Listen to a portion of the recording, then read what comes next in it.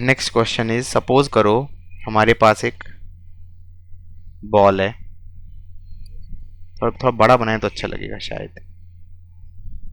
ये बॉल है, ये बॉल है, इसका मास m1 है, इसका मास m2 है, एंड सपोज ये u1 से आ रहा है, एंड सपोज ये कैसे माने, सपोज ये ऐसे मान लेते हैं, u2 से आ रहा था, coefficient of restitution is e, और this is just before impact, this is just before impact. Just before impact. Yes. Question है find velocity just after impact, और कुछ गिवन होगा अकॉर्डिंग टू द ज्योमेट्री कि if these are the line joining the centres, suppose this angle is say θ1 and this angle is suppose say θ2। Yes, sir. तो ये step 1 हो गया, velocity diagram just before collision. Yes, sir. Step 2 क्या कहेगा, impulse diagram During collision. During collision. Each body. तो हम ये कहेंगे लाइन ज्वाइनिंग द सेंटर्स के अलोंग, ये नॉर्मल फोर्स इंपल्सिव हो जाएगी, इस पे आई ऐसे लगेगा, इस पे आई ऐसे लगेगा, Yes, sir. ठीक है। और हम कह सकते हैं impulse on the system is 0, Yes, sir. impulse on system is 0. I can apply conservation of linear momentum on the system along any two axis, along Yes, sir. any two axis। ये step 2 भी हो गया। हाँ. Step 3 velocity diagram just after collision, ये just after collision diagram बना दिया हमने, इस लाइन के अलोंग इम्पल्स लगी थी।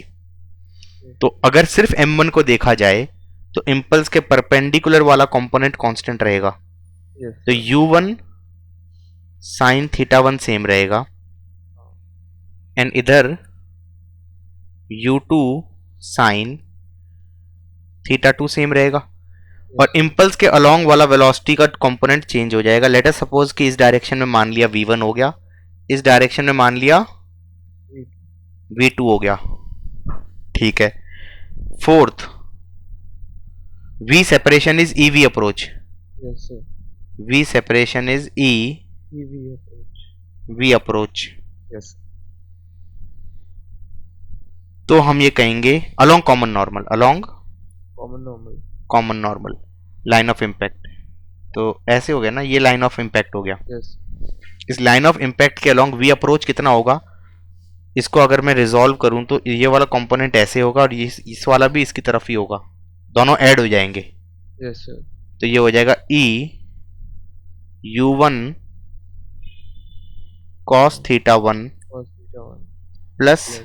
u2 cos θ2. cos θ2, Yes, sir. And v separation हो गया v1 plus v2। Yes, sir. हाँ, हाँ. After impact v1 Yes, sir. Plus v2 हो गया b separation along common normal. हाँ. Fifth step, apply conservation of linear momentum on system along any two axis. Looking at step 2b, impulse on the system is 0 along any two axis. I can apply conservation of linear momentum along any two axis in the system.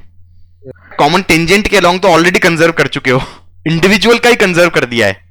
Yes, sir. Common tangent में तुमने पहले वाले का बोल दिया m1 u1 sin θ1 is same as m1 u1 sin θ1, Yes, sir. ठीक है। तो सिस्टम का तो अपने आप ही हो गया। एक काम करो, कॉमन नॉर्मल के along ले लो, अदरवाइज एंगल लेना मुश्किल हो जाएगा।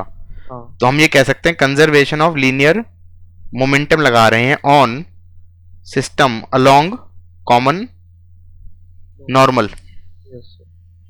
ये डायरेक्शन पॉजिटिव ले लो, तो इक्वेशन आ जाएगा m1 u1 cos θ1 Yes, sir. Minus m2 u2 cos θ2 is minus m1 v1 Yes, sir. Plus Plus M2V. m2 v2। yes sir,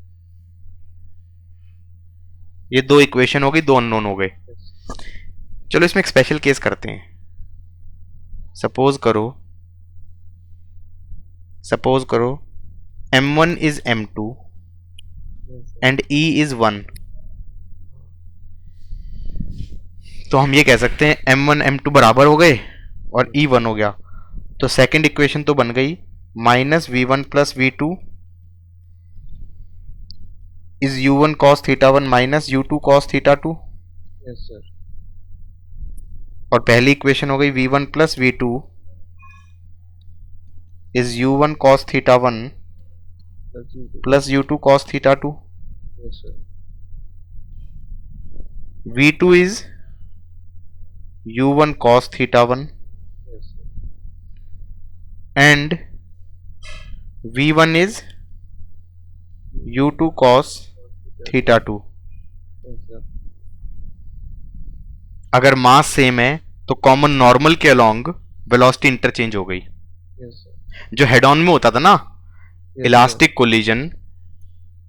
collision and mass same, sir, हाँ, तो उसमें कहते थे हेड ऑन वाले में वेलोसिटी इंटरचेंज। yes, इसमें हो गया velocity along common normal interchange. yes sir, रट लोगे?